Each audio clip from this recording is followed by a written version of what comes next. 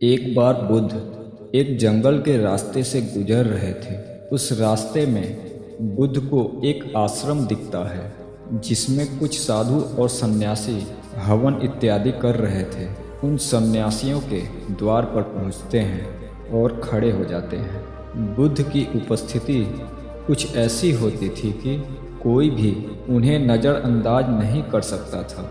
यहाँ तक कि उनके शत्रु भी उनकी तरफ आकर्षित होने से खुद को रोक नहीं पाते थे, परंतु वे अपने अहंकार के कारण बुद्ध का विरोध करते थे और उन्हें अपना शत्रु मानते थे। बुद्ध आश्रम के द्वार पर खड़े थे। सभी सन्यासी अपने कार्यों में व्यस्त थे। बुद्ध की उपस्थिति इतनी प्रभावशाली थी कि कुछ क्षण बाद अपने आप ही उन सन्यासियों का ध्यान उस द्वार की ओर चला जाता है और वे बुद्ध को देख लेते हैं। कुछ क्षण के लिए तो वे सन्यासी देखते ही रह जाते हैं, मानो जिस ईश्वर के लिए ये सन्यासी तपस्या कर रहे थे वह ईश्वर स्वयं उनके सामने आकर प्रकट हो गया हो। उस आश्रम का मुखिया, जिसका नाम कश्यप था, वह बुद्ध से आग्रह करता है कि वे आश्रम में प्रवेश करें। उस समय कश्यप की बहुत ख्याति थी। उन्हें एक ज्ञानी सन्यासी माना जाता था। वहाँ के लोग उनका बहुत आदर सम्मान करते थे। ओरवेला एक जगह का नाम था।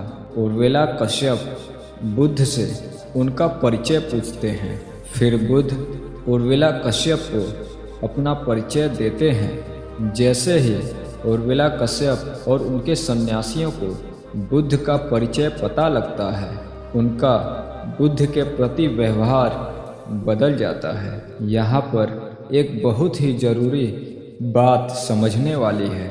जब तक उन सन्यासियों को पता नहीं था कि बुद्ध कौन है, तब तक तो वे बुद्ध के प्रति आदर भाव से भरे पड़े हुए थे। लेकिन जैसे ही उनको बुद्ध का वास्तविक परिचय मिलता है, उनका व्यवहार बुद्ध के प्रति बदल जाता है। ऐसा क्यों होता है, समझिए। पहले वे सन्यासी बुद्ध को वास्तविकता के नज़र से देख रहे थे। जो उन्हें दिख रहा था वे उसे स्वीकार रहे थे। लेकिन अब जैसे ही बुद्ध का परिचय उन्हें पता लग गया, वैसे ही उन्होंने अपने विश्वास की नज़रों से देखना शुरू कर दिया और यहीं पर वे वास्तविक बुद्ध से चूक गए। विश्वास की नज़रों से देखने का अर्थ है उन सन्यासियों ने बुद्ध को देखने के बजाय उनके प्रति जो विश्वास उन लोगों ने अपने मन में बना रखे थे उन्हें देखना शुरू कर दिया। ओरवेला कश्यप बुद्ध से पूछते हैं, अच्छा तुम वही हो जो ईश्वर को नहीं मानते? बुद्ध उत्तर देते हैं, मैं ईश्वर को मानने पर विश्वास नहीं करता, बल्कि ईश्वर को जानने पर विश्वास करता हूँ। जो तुम मानते हो वो गलत हो सकता है, लेकिन जो तुम्हारा अनुभव है उसे गलत करने का कोई तरीका नहीं। जिस बात का तुम्हें अनुभव ही नहीं, उस बात का दावा करना मुझे व्यर्थ लगता है, और जिस बात का तुम्हें अनुभव है मुझे नहीं लगता उस पे दावा करने की मुझे आवश्यकता है। बुद्ध के द्वारा कहे गए ये शब्द बहुत गहरे थे।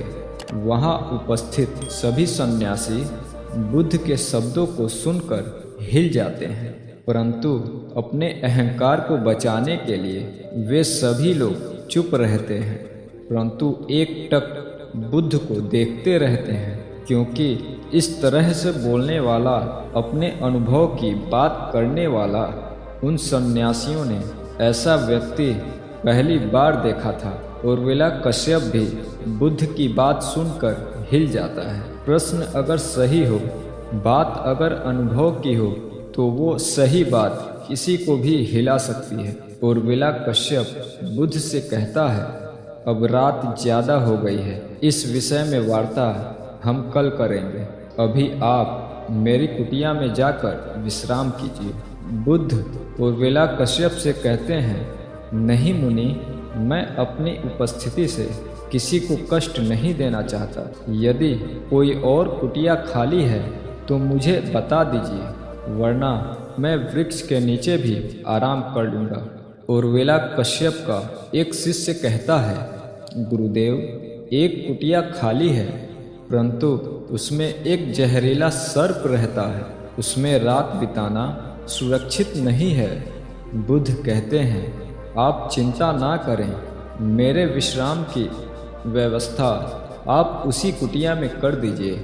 मैं निश्चिंतता के साथ उस कुटिया में रात बिता सकता हूँ। उर्मिला कश्यप कहते हैं, नहीं मुनिवर, वह स्थान आपके लिए सही नहीं है, आप वहाँ मत सोइए।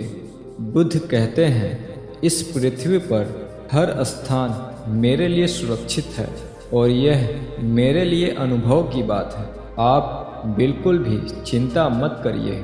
कुछ लोग सोच रहे होंगे कि बुद्ध उस कुटिया में सोने की जिद क्यों कर रहे थे।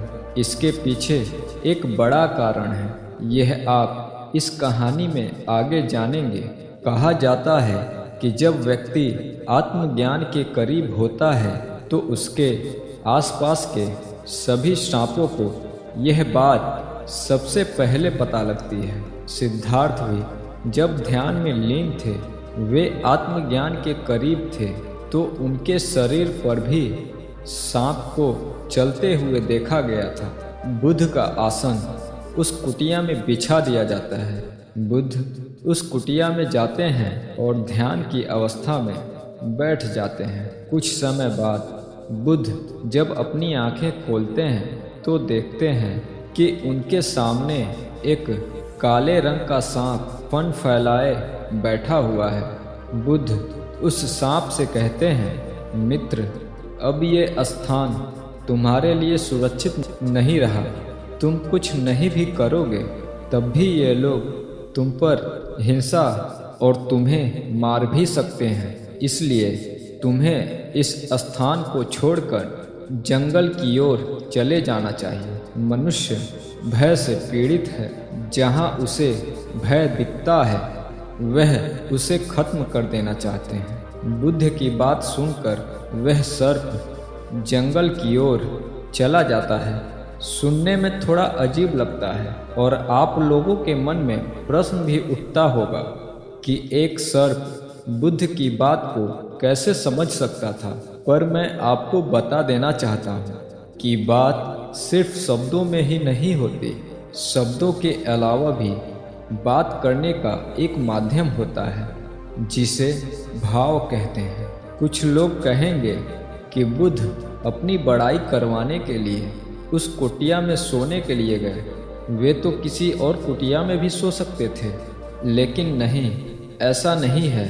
बुद्ध का उद्देश्य बड़ाई करवाना नहीं था, बल्कि बुद्ध का उद्देश्य सर्प की जान बचाना था। जिस व्यक्ति के भीतर इतनी करुणा हो, वह मनुष्य के साथ साथ किसी जानवर को भी दर्द में ना देख सके, उसी को बुद्ध कहते हैं। सर्प का उद्देश्य किसी को काटना नहीं होता और ना ही उसे काटने में मजा आता है। जिस प्रकार मनुष्य खतरे को देखकर चीखता चिल्लाता है, अपने हाथ पैर चलाता है, ये मनुष्य के भीतर क्षमताएं हैं। ठीक उसी तरह सर्प के भीतर भी एक क्षमता है। जब भी वह खतरे में होता है, उसे लगता है कि उसके प्राणों का खतरा है, तो वह काट सकता है।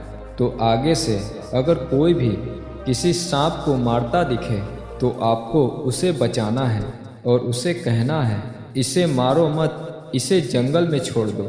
इस तरह आप अपनी मनुष्यता का परिचय देंगे। मेरा मानना यह है कि जो चीज़ हम किसी को दे नहीं सकते, तो हमें उनसे कुछ लेने का भी कोई अधिकार नहीं है। मैं प्राण की बात कर रहा हूँ।